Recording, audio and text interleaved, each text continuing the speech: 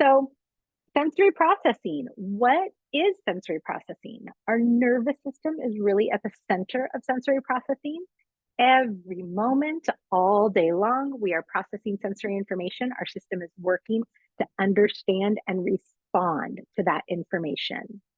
And we need those sensory experiences. We need to be learning from, responding from sensory input in our world in order to learn. But children with autism, children with differences in differences in development may have difficulty with that. So one thing to think about, many children with autism have difficulty processing sensory information, but not all children with sensory processing differences have autism. Okay, so there's lots and lots of different reasons for having a sensory processing difference. So what is it? It is really, sensory processing is that ability to receive, record, modulate, and integrate sensory information from our world and our environment in an organized way so that we can functionally and adaptively participate in our activities. So it's taking in all that information that's happening all around us, the sounds, the sights, our movement of our body, the feelings we feel, and being able to integrate it so that we can respond in a way that's functional and adaptive. We often use the words sensory processing and sensory integration in the same way, but as you can see from this definition, integration is only one part of the process. It's really this sequence of receiving, recording, modulating, and integrating information. We also, just to make things confusing, we also refer to sensory integration as the type of therapy or intervention that occupational therapists or OTs often use to help children with sensory needs. We are born ready, right?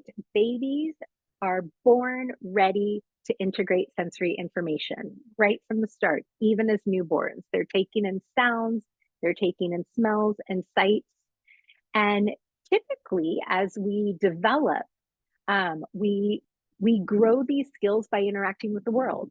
We respond to childhood challenges. You take a fall, you figure out how to be careful and watch and learn and step with greater stability. And all of this functional development happens by having these experiences with sensory information in our world. And for most of us, it's quite automatic. It happens during normal childhood activities and experiences. But children with differences in development or special needs may have differences in the way their sensory and nervous systems respond to that information in the world. And that's going to impact their experience, and that's going to impact their learning. So we're going to talk a little bit about what that's going to look like. So, for example, if we, neurotypical folks, hear a vacuum cleaner, an ambulance, something noisy, we recognize that. We recognize that that's loud, maybe even bothersome, but we can filter it out. If there was a siren going on right outside your window right now, filter it out so that you could focus on what we're doing together and the conversation that we're having, because it's not relevant to what we're doing in the moment. It's not relevant to what our learning. So we filter it out, we cope with the sounds, and we continue on with our functional activity. But a child with a developmental difference or autism sometimes has difficulty with that process of filtering, of modulating that information. And they might be deeply distressed by those sounds and unable to formulate a functional response, unable to cope. They may cry, they may cover their ears, they may develop anxieties about loud sounds. So that's when we're seeing that sensory dysfunction, that limitation in the ability or even an inability to process that information received. And that results in our limited abilities to respond in a functional way. And that's going to impact our learning, but it's also going to impact our interaction with the world and our interaction with the people around us, because those behaviors that we see, the crying, the covering the ears, maybe even the, falling down to the ground and not wanting to move, that impacts the relationships. Sometimes we misunderstand those behaviors. So self-regulation, the ability to attain, change, or maintain an appropriate level of alertness, of arousal for any given task, our ability to be in what us occupational therapists tend to call an optimal level of arousal for learning. Not too overexcited, not too unaroused and bored. That optimal level of arousal where we're focused and we're grounded and we can intend and we can engage. That is the goal of self-regulation. And self-regulation is one of the ultimate goals of functional sensory processing.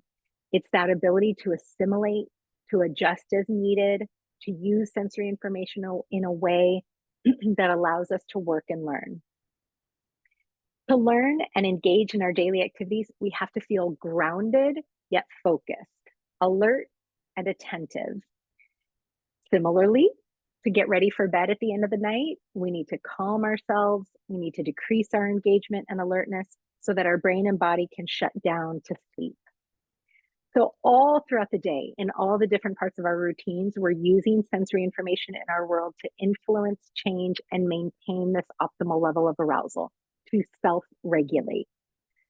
When children have a difficult time understanding or processing sensory information, or if that information is overwhelming and distressing to them, if they have sensitivities, it's going to be difficult to self-regulate. For many kids with sensory processing issues, it's really easy to become dysregulated when they're trying to process information. And it's hard to seek out the input that will help them re-regulate. So I want you all to just take a moment. You can just think to yourselves to think about what helps you increase your arousal when you're feeling a little distracted, you're feeling a little lethargic. I mean, it's 4:19 in the afternoon. This is not always the time when all of us are at our sharpest. Sometimes we're a little tired from a busy day. So what are the things that you're doing right now to be able to stay focused, to stay attentive?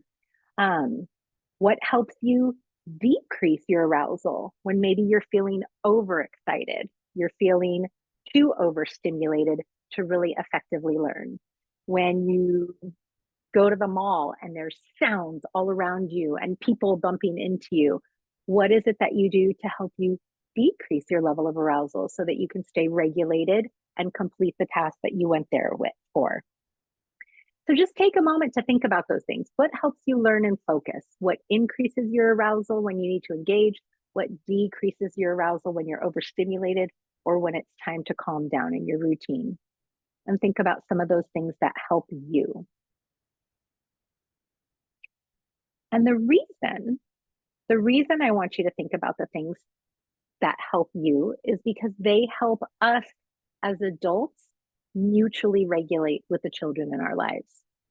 So, a lot of big words on this slide. Mutual regulation stipulates that caregivers or mothers and infants and children are linked and subsystems of a dyadic system, and each component, infant and caregiver, regulate disorganization and its costs using a bidirectional process of behavior, signaling, and receiving. Oh my God, what does that mean, right? So what it really means is that we are all constantly working together to achieve and maintain self-regulation. So if you think about the example of that toddler. Everybody has seen this happen. The toddler falls down and they have that moment. They have that moment where they kind of look up to their adult and they look a little startled. And if the adult says, "Oh no, did you fall down? Come here, I'll help you."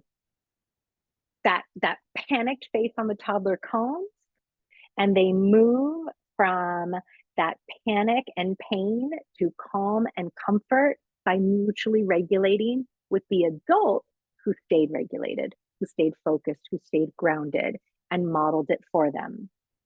Versus they look up, they've got that panic look on their face, and mom goes, "Are you okay?" And she comes running over and she scoops the baby up, and that baby immediately erupts in hysterical tears because mom is pretty panicked as well. So children are using us as adults as a source of mutual regulation. And particularly for kids with differences in development, they often need help with this process. Self-regulation does not come easy, so they look to the safe adults in their world to help them mutually regulate. When we can present a calm, regulated presentation in ourselves, it helps the kids around us know what's safe for them to do as well. So how many of you who have had a moment with a child who's bouncing off the walls, they can't control their volume, they're grabbing everything, potentially including your clothes or your hair, only to find that you as well are starting to feel increasingly frustrated, increasingly anxious, increasingly disorganized, and maybe even a little scared or unsure of what to do? So that happens. It happens to us as therapists. It happens to parents. That's that process of mutual regulation. Being around a child who is struggling with their regulation can often dysregulate us. And we have that opportunity to figure out, what do I need to do to be regulated so I can help them? So it's really important to understand what we bring to the action, what we need from our environment for self-regulation, so that we can then interact with the child in a calm way, help them to regulate alongside us. It's really important for parents to be aware of their own self-regulation needs so that they can maintain that level of arousal and mutually regulate with their loved ones. And sometimes that might even be walking away for a moment to catch your breath, right? To calm yourself down before you come back and help your child, your loved one, your client try their best to regulate. So let's talk a little bit about the different senses that we experience. Our senses bring in the information we need to function in our world. Everything we do produces sensations inside and outside of our body. Our senses tell us if we should be afraid and defend ourselves, or if everything is fine and we can repeat an activity because it's pleasant. When our senses work well, they are coordinated, they provide clear information to our brain, and we feel sufficiently stimulated, giving us that optimal level of arousal. Our distant, that list at the bottom, kind of our distant or our external senses, these are the senses that respond to sensation from the outside. These are the ones that we usually think about: smell, taste, hearing, sight. We can make conscious decisions about these senses. We can increase or decrease the information we're receiving from them at any time. We can turn down the TV. We can close a window if there's a bad smell outside. We can dim the lights if it's too bright. We can often, sometimes we're in environments where we don't have control, but often we have control of our environment and can create a little bit of control around these senses. The near senses, though, are sometimes called our hidden or internal senses, the ones at the top of this page. These operate on an unconscious and an automatic level. We don't control them. They automatically respond to what's going on in our body. The most familiar one to most of us is tactile, right? Our touch, our sense of touch. But the other ones are called vestibular and proprioceptive. Those are the other two big hitters that we're going to talk about today. And these near senses, they are the foundation for healthy development. When they work perfectly, we can utilize our abilities to control those external senses and create an environment that allows us to reach that optimal level of activation and arousal for learning. Like I said, we can turn off the TV or radio to focus on the task at hand. We can dim the lights to help us calm down and relax before bed. But when our near senses aren't functioning properly, we can experience dysfunction and dysregulation that helps us makes it difficult for us to remain regulated no matter how much we're trying to impact our environment. So let's talk a little bit more about them, because they are often at the root of sensory processing needs. So the first and the most familiar one is our tactile processing. Dysfunction in the tactile, vestibular, or proprioceptive systems can affect all areas of development, with each system really affecting the other in complicated ways. So please keep in mind that this is going to be a very basic review of these systems and the impact that dysfunction in these systems can create. So we receive tactile information through the receptors in the skin. Some parts of our body are more sensitive, have more sensitive touch receptors, like the palms of our hands, the soles of our feet, our mouth. And we receive tactile information constantly. We're always in contact with something, whether we're actively touching something or something is passively touching us, like our feet on the floor, in our socks and in our shoes, or even the fact that most of us right now are probably sitting in chairs.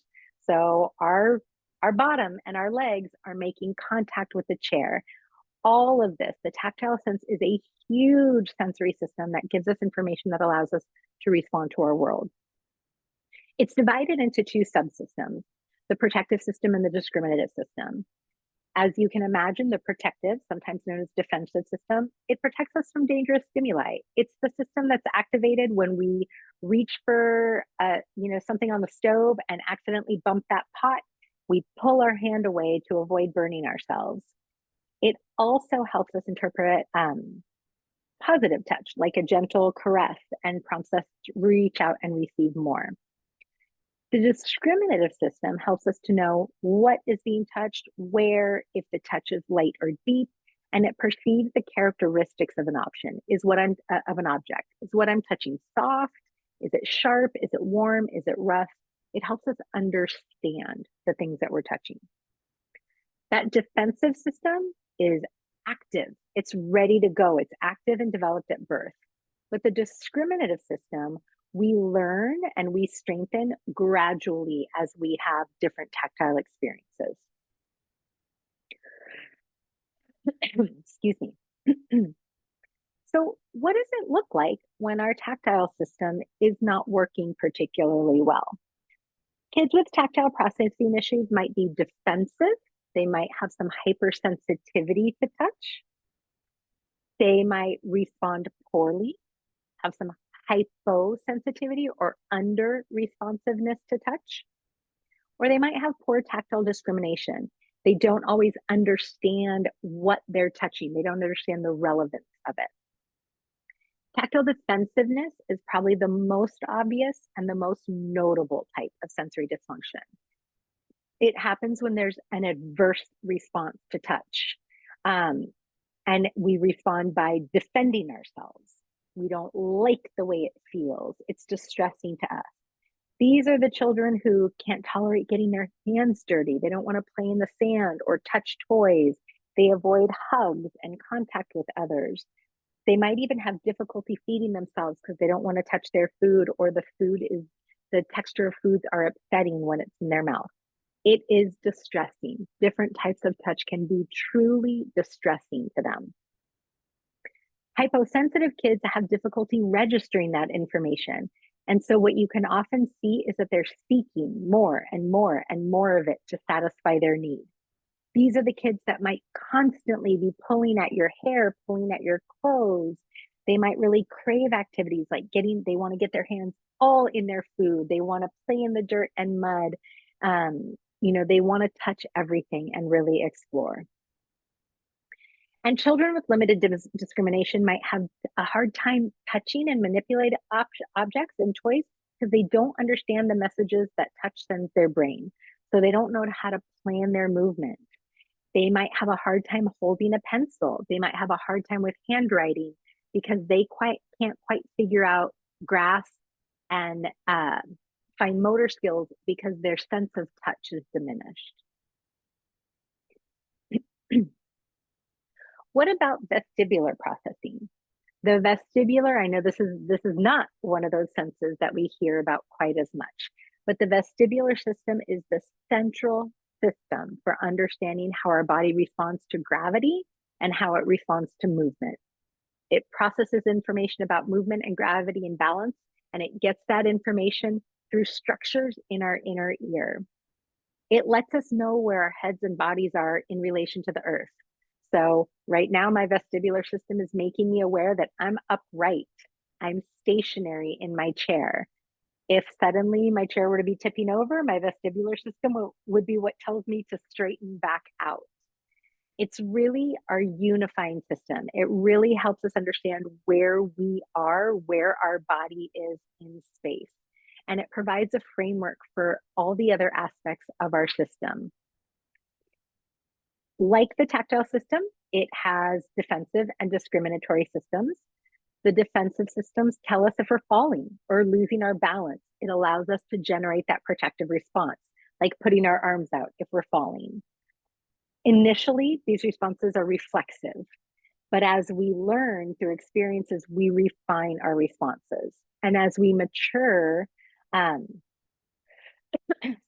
this discriminatory system helps us as we mature. It helps us to distinguish between different types of movements and sensations. So again, those receptors in our inner ear help us control balance, and our body position helps us orient ourselves visual.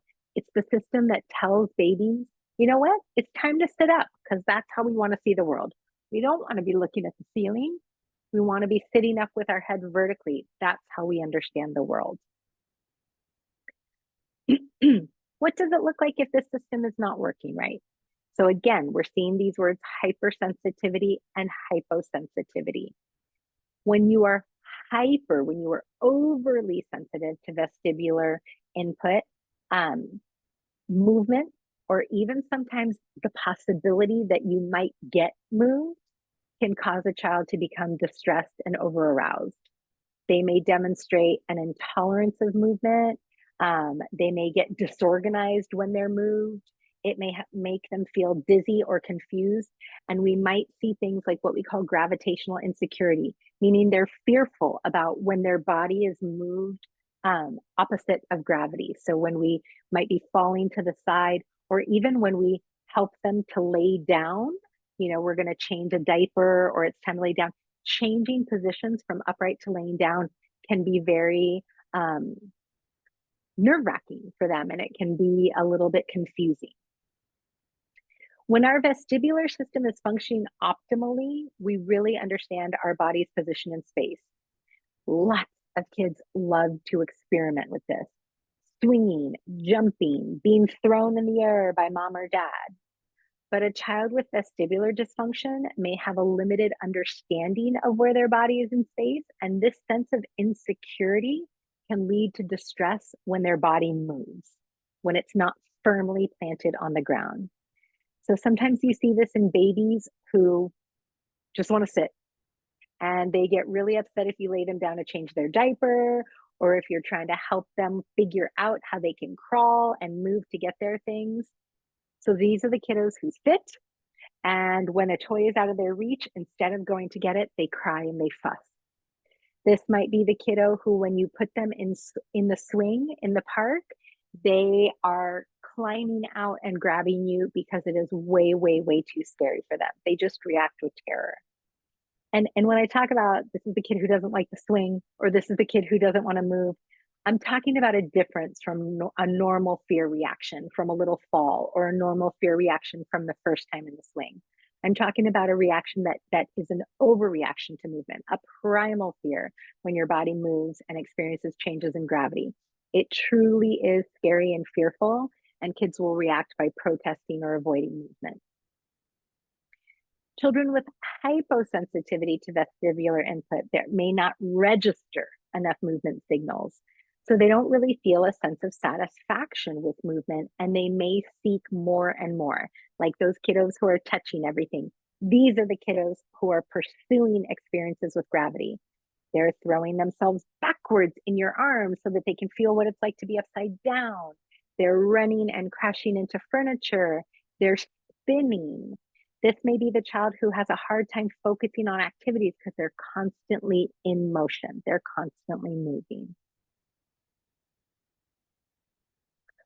What is next on our list? Let's look at that proprioceptive processing.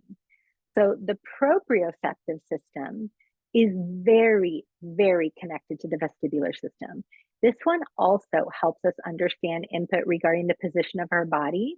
And this one helps us to integrate touch and movement together.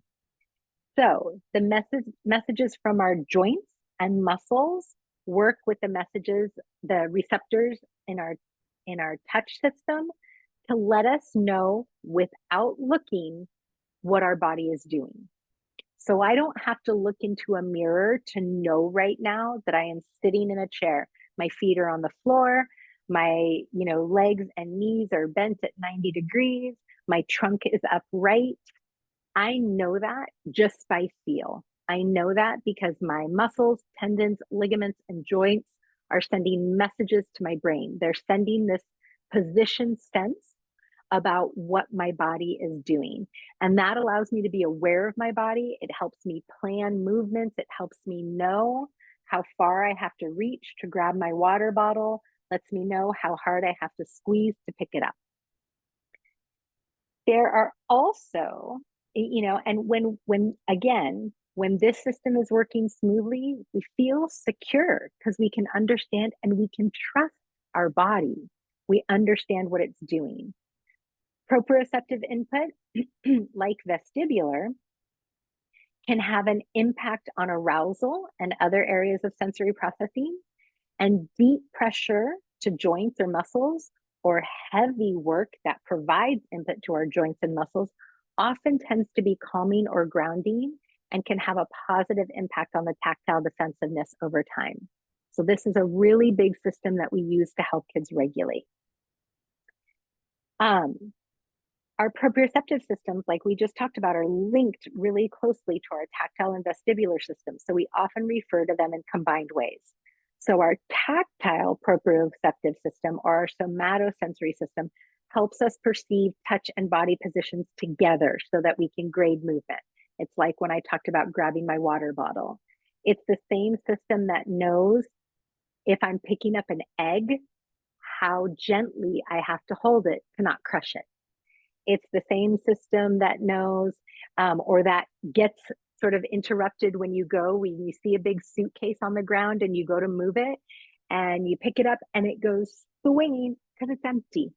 And you anticipated it was going to be heavy. Your whole body prepared to pick up something heavy, and that system gets disrupted when they find out that it's not. So children with proprioceptive needs may often have similar experiences to that picking up that empty suitcase because their position sense and their touch are not able to coordinate and recognize that they need a strong grip for heavy items, a light grip for delicate items. The vestibular proprioceptive system refers to the coordination of our head and body position as we move. It allows us to negotiate tasks like catching a ball, leaning over, where we need to adjust the position of our body while maintaining our head upright. So we may lean to catch that ball, but our head's going to stay upright even though our body is leaning. Or as we bend over, we may still keep our head upright and looking at something that we need to maintain our focus on. So what does this look like when it's not working properly? Because proprioceptive function is so connected to tactile and vestibular dysfunction, it's really common for a child with proprioceptive issues to also have vestibular and tactile needs. Children with proprioceptive dysfunction often have a poor sense of body awareness and position. Making a plan for movement is hard. They have difficulty judging pressure, how they move their bodies to manipulate objects. Because their body awareness is poor, they really rely on their vision to know what their body is doing. So everyday tasks like getting dressed can be more difficult because they need to use their vision at all times to really understand their body. Without security, if they don't feel confident in their body's position, we may have some of that fear, like we talked about with the gravitational insecurity. In this case, it would be postural insecurity. They might be fearful about movements, and this may cause them to try and avoid changes in body movement or protest when they get moved. All right. So how do we notice this? What are some of the signs and symptoms that someone's sensory system might not be working in the way that we would love for it to work? We're going to see things like hypersensitivity, overly sensitive to touch, movement, sight, sound, taste. Or we may see the opposite, lack of reaction to sensory stimulation. The kid who falls down and doesn't seem to react to pain at all, or doesn't seem to mind if things are so loud, wants them so loud, wants to be super close to the TV. We might see activity levels that are unusually high or unusually low. Um, the high activity level is the one that tends to get noticed more, right? The kids who can't stop moving. We might see difficulty with coordination. These kids might seem a little bit more clumsy. We might see delays in speech and language, motor skills, academic development, social skills, and poor behavioral organization. Well, what does all that mean? What does that look like in real life? These are words that therapists use. What does it look like when you're at home and you're just in regular life? What does it look like in real life? So those kids who are overly sensitive to touch, movement, sights, and sounds, these are the ones that are really bothered when someone touches them. They're in line at school in their first grade class to go back at recess. Their buddy who's standing in line behind them bumps into them and they react by crying, by pushing and shoving because it's distressing to them. These might be the kids who are afraid of swings or slides. These might be the kids who get scared at parties when someone sings happy birthday or when it's really loud. They're afraid of noises like the vacuum cleaner, the blender, hand dryers in public bathrooms, or toilets flushing. And these are the kids who might be really particular about what they eat. They don't want to try new foods. They don't want to try different foods. They have those certain things that they eat and nothing else. What does that diminished reaction to sensory input look like in real life? These are the kiddos who might lack eye contact when we talk to them. They may be looking away. They may not respond to their name. They're not tuning in to that relevant sensory information. And they really might seem to be in their own world.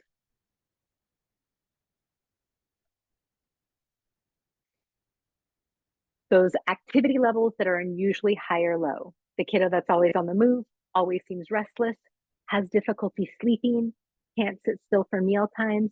This might be the kiddo who demonstrates what we call stimming, right? I just want to take a little pause to digress about stimming for a moment.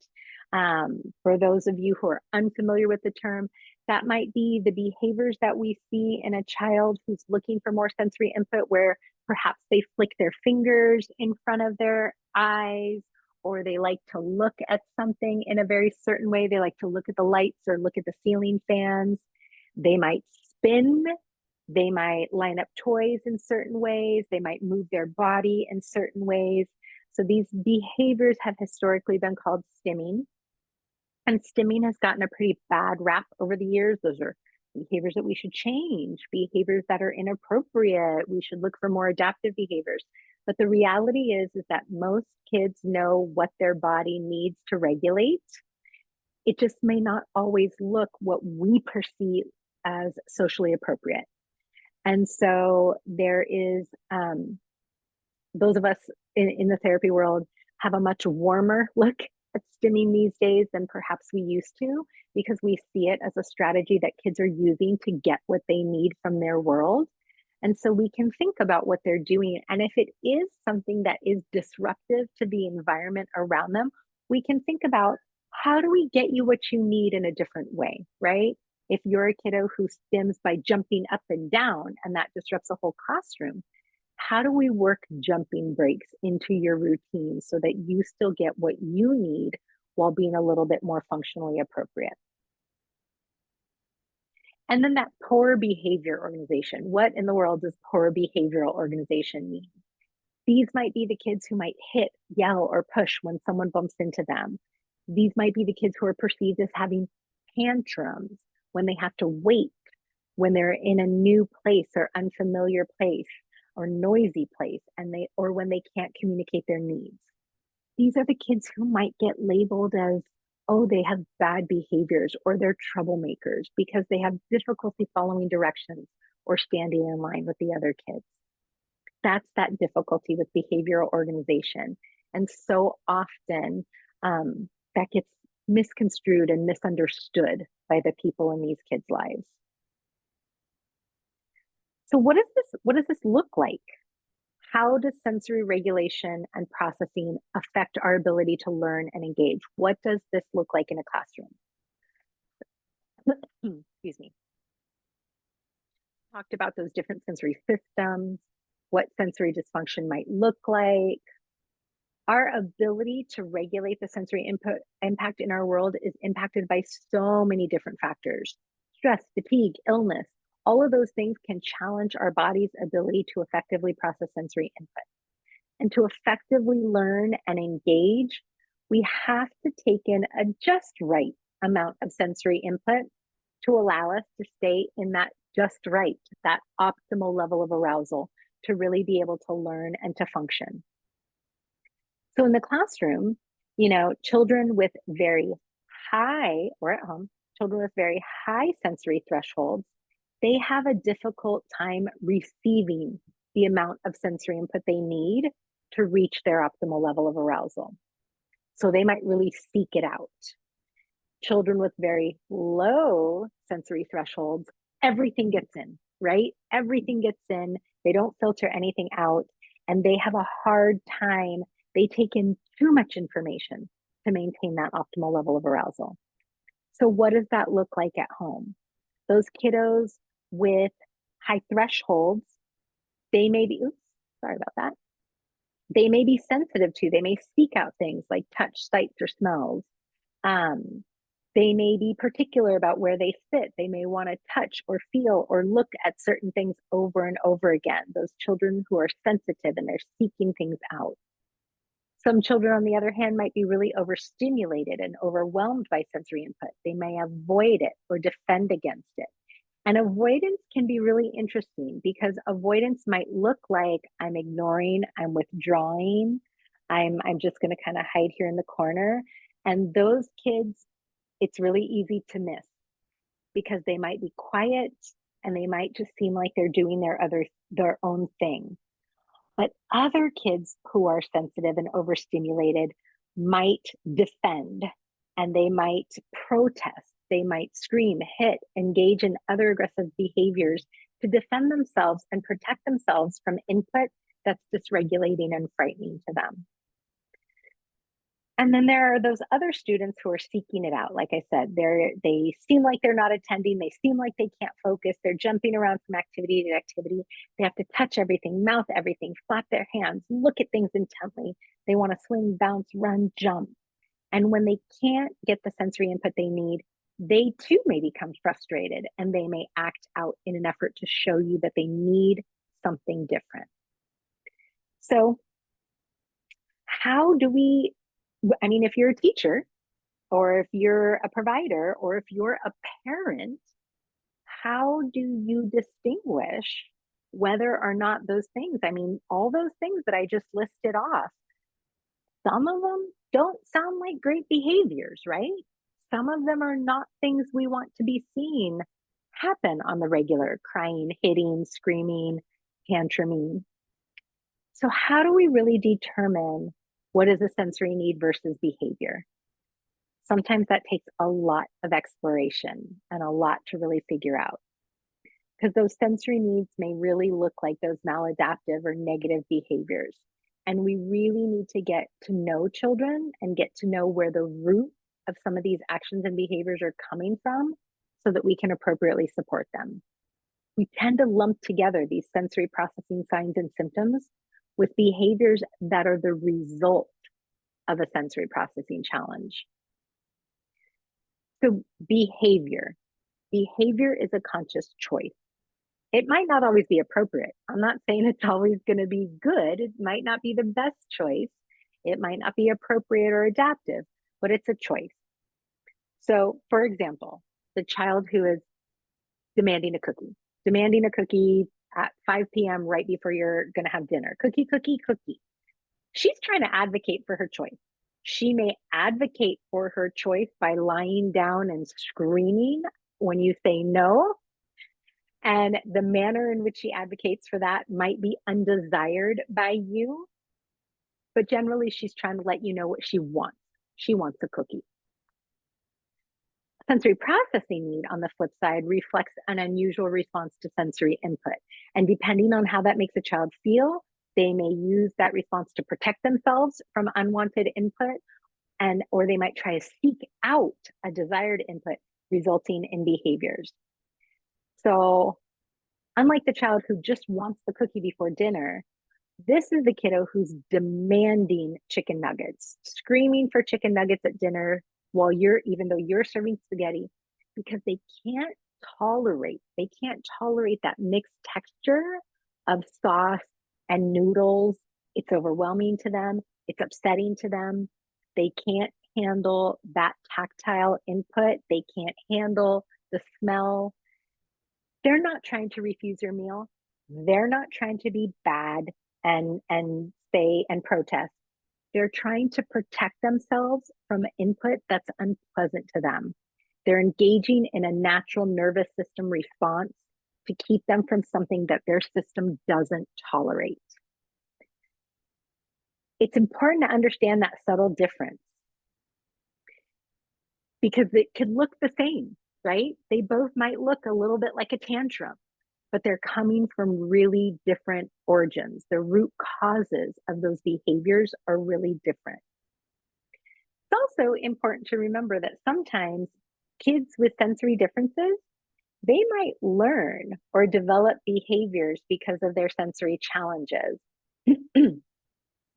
So while this may start as a sensory challenge, if we don't respond to that challenging behavior by offering them alternatives, by helping them re-regulate, if we give in to things right away, we might also be reinforcing some of those challenging behaviors.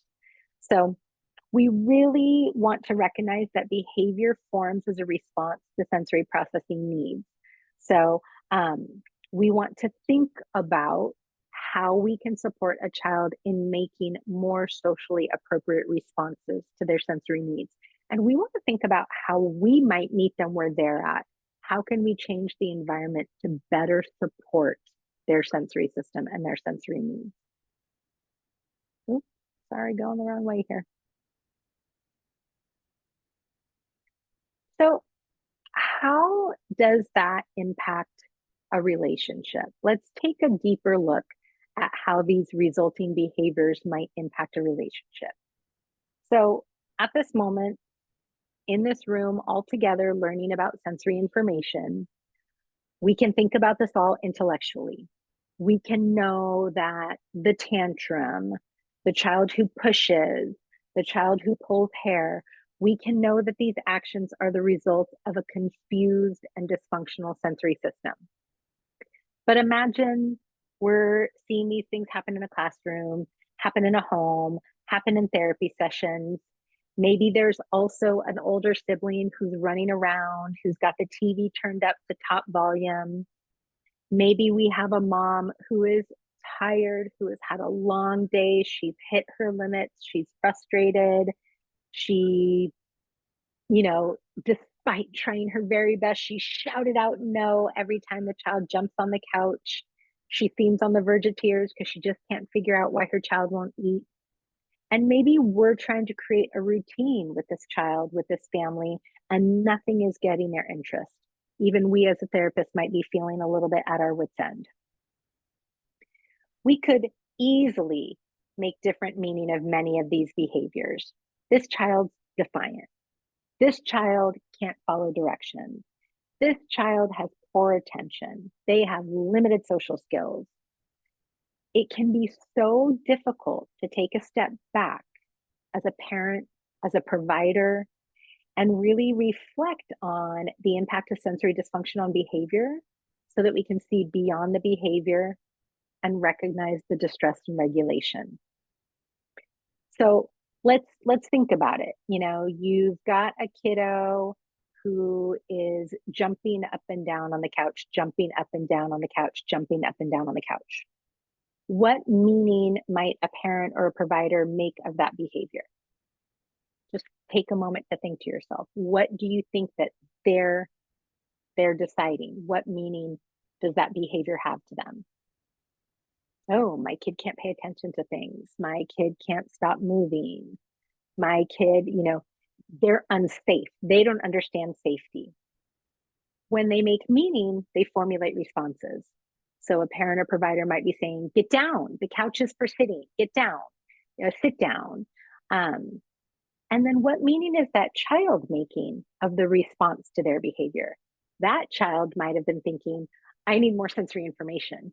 I need it, I need it, I need it. This is what makes me feel good. This is what makes me feel right. And mom or this therapist or this teacher are telling me, sit, sit, sit. And that's really hard. I can't do that.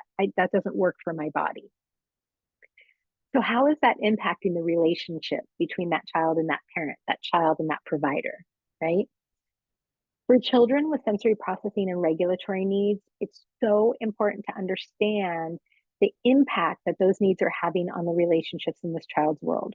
For therapists, helping those in the relationships to understand is equally, if not in some cases, more important than providing the intervention to address a sensory need, right?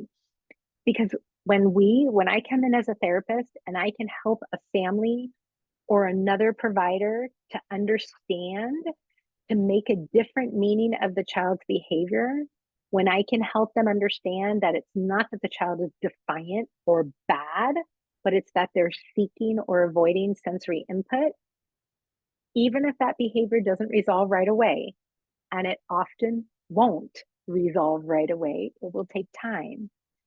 Just the understanding alone that this child isn't trying to be defiant, they're not trying to ignore you, they're not trying to be bad, can help a person to reframe how they look at their child.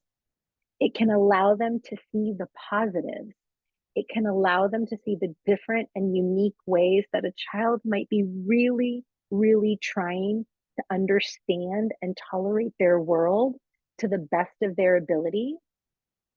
And then we have a starting point. We have a starting point for repair, and we have a starting point for recognizing that we need to support that child with that mutual regulation we talked about. And we can move forward in developing secure and positive attachments and really helping that relationship to be collaborative instead of always being a battle. Does that make sense? Does that resonate with anyone? I'm hoping that makes sense in some of your worlds. So what do we do, right? What do we do?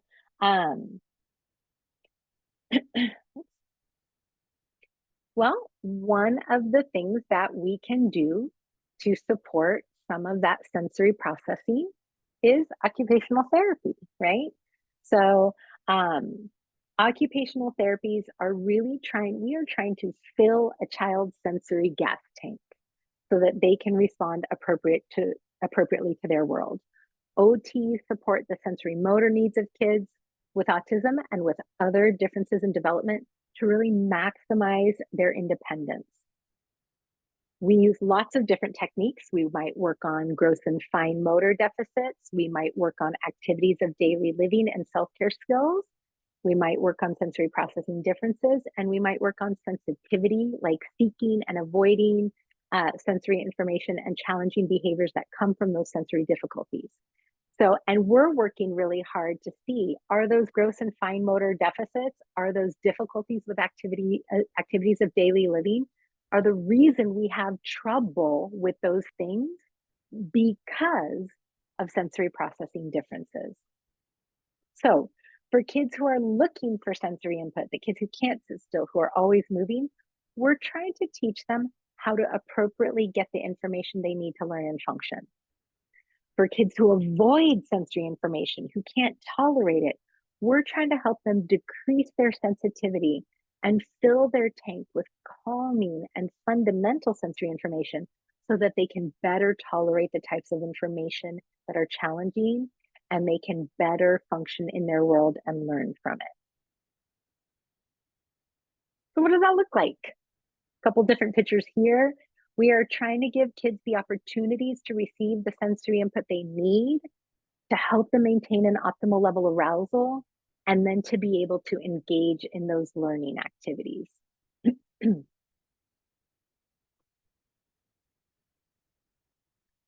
So we do that through what we call sensory integration therapy. Sometimes people call it SI. It's therapeutic activities where we try to change the responses in the brain to be functional and respond to the sensory information that they're given. Some OTs have specific training to help with these type of needs. And this type of therapy is usually provided in a clinic setting with special equipment like swings, but it can also work at home, and we can provide consultation to help families at home as well. So sensory integration therapy is based on SI principles. We really want to provide sensory input in a gradual, safe, child-directed way at a pace that's tolerable to the kid, that can help them better integrate the sensations they're experiencing and make an adaptive response. So we're really, really thinking about those tactile, vestibular, and proprioceptive systems, because when those work, the other systems tend to work. So these activities are going to be most successful when they're child-led. They're going to be most successful when we couch them in play and help a child take us in the direction that they want to go. And we really want to think about that just right challenge. We don't want to start with a child who, is afraid of movement. We're not just going to jump on the swing. So when a child has an experience that's challenging, but not overwhelming, and they have just that right amount, they will begin to form an adaptive response.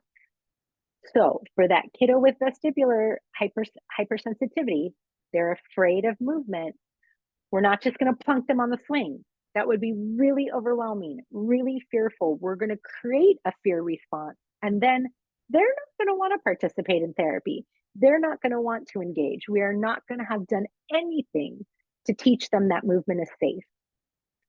But if we can have mom or dad sit on the swing and maybe put the child on their lap without even moving the swing, or maybe we start even further back. Maybe mom or dad sit on the swing and the child just looks at it. Or maybe the child is the one who gets to push the swing a little bit and gets to watch the movement. That may be tolerated, and that creates that first adaptive response, that little building block of tolerance that we can grow. It's really key to begin at the child's level of development. So again, might not even get on that swing. We might just look at it, or we might just watch movement. So we're really going to follow that child's lead and what they feel is safe and secure.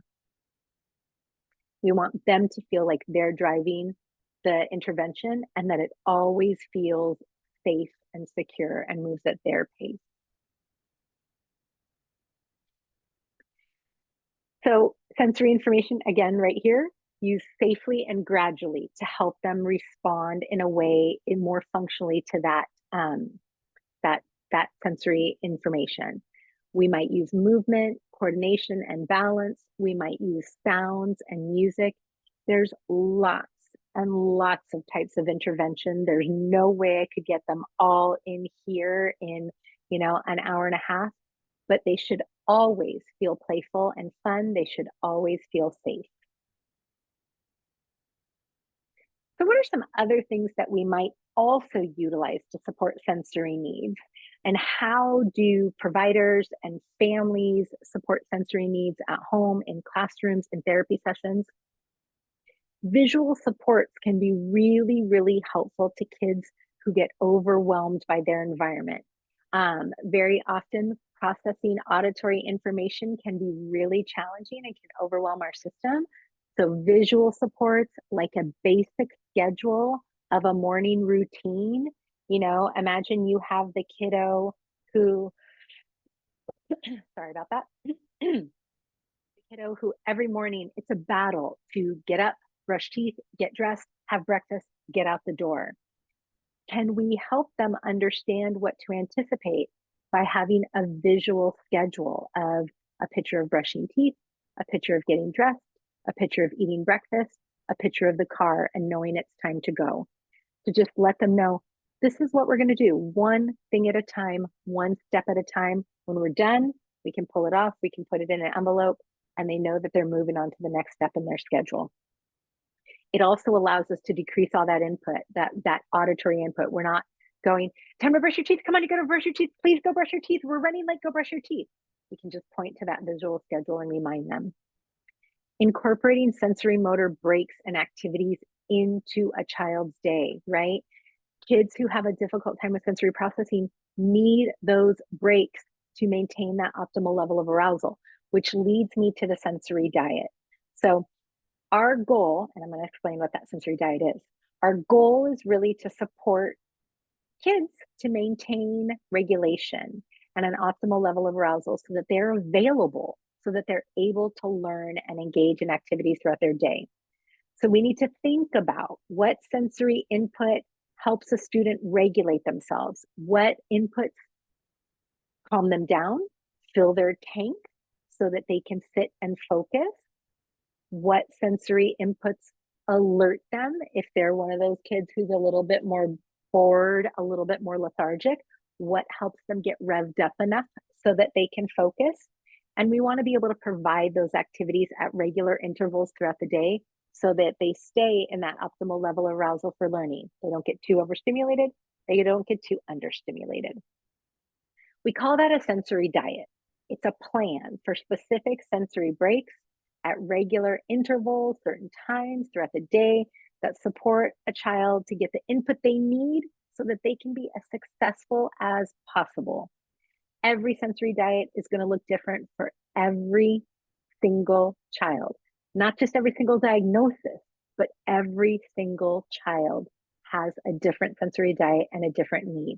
They might need different types of input, different intervals, different routines to support them. So it's really important to get that individualized approach and that individualized look at what your child might need to support them in their particular way. So, what are some of the things that we might incorporate? Oh, sorry, went the wrong way again. I have a Mac sometimes and I have a PC sometimes, and the mouse goes in a different direction. So sorry for going the wrong way. So what are some of these sensory motor activities that we can engage in? You may recall that I mentioned that those deep pressure, or what we call proprioceptive activities, tend to be what we might call universally grounding, right? They tend to be the activities that help us get engaged, get focused, not necessarily always calm down, but calm down just enough to be alert, to be engaged and focused. So a lot of the things on this list are proprioceptive. Brushing and compression. It's a specific activity that an OT can show you that involves using a brush against the skin for that deep pressure tactile information, and then compressing joints. Compression vests or garments. You may have seen weighted vests or those lycra vests. They kind of look like little wetsuits that give kids a little hug or a little squeeze. Weighted blankets have become really popular. Swinging is a vestibular movement that can be regulating and alerting for kids. Bouncing on a ball and trampoline gives some of that deep pressure movement. Massage or just even some squeezes, I'm going to squeeze, can provide that deep pressure input. Fidgets can help kids to keep their hands busy. Putty that you squeeze and pull, or Play-Doh that you squish, again gives us that deep pressure, heavy work. We have to use force that can be really grounded. Bean play or sand play, getting our hands under the beans, under the sand, feeling that weight, having that tactile exploration. For kids who are constantly looking for that oral exploration or constantly biting on things, having a chewy that they can safely bite on or chew on in order to get that, gives so much deep pressure through the jaw. Toys that vibrate can be very alerting. Music can be really regulating. Having an air cushion to sit on, right, to get a little wiggle for those kids who have a hard time sitting still. They could have a cushion to sit on or a cushion under their feet so they can still be moving, but be able to stay in their seat and focus. And then heavy work breaks. So that might be carrying something heavy, carrying a backpack. At school, we might encourage the teacher, you know what? Can you ask him to take that heavy box to the classroom next door and then come back? That's a great break for him. Or when you're at home, you might say, can you help me take all the wet laundry out of the washer and then help me pick it up and put it into the dryer, or help me pull that laundry basket across. Um, so those are really nice heavy work activities that help kids at home and at school. So to sum it all up, sensory processing is it's a series of complex actions by our nervous system that allows us to receive, register, modulate, and then the big part, integrate sensory information from our world so that we can engage in a functional way with activities and tasks and learning. When there is dysfunction, it impacts all areas of development, right? So when we cannot regulate ourselves, it impacts our ability to form secure and positive relationships with others. So our social development might impact our motor skills when we have sensory processing dysfunction. If we can't remain regulated, it's difficult to communicate with others what we need. If we have sensitivities, our self-care skills like feeding and dressing may be impacted. And when we not regulate ourselves to stay focused and engaged, our cognitive skills and our learning are all going to be impacted. So you can see how sensory processing is going to impact all of those different areas of development. When we can understand the impact of sensory processing on behavior, it can really help parents and providers to recognize a child's needs and to really be able to find the right supports for them so that they can engage and learn. So at the end here, I just have some resources for you guys. These are great books that are available. The Out of Sync Child is a really great book for understanding children with sensory differences. It's available in a ton of different languages. And then the Out of Sync Child Has Fun is an activity book that can give parents and providers a lot of different ideas for different activities that you can utilize at home with your child who has trouble with their sensory processing. Sensational Kids is another great one for understanding. So lots of different options here. And then there are some great websites out there. This is by no means, this is just the tip of the iceberg. So great information in the Sensory Processing Disorder Foundation. Out of Sync Child has their own website. There's some great sensory diet information on the Fragile X website. And then the alert program, what I have there is a one-page handout that describes the program, and it's a program that helps children maintain that optimal level of arousal.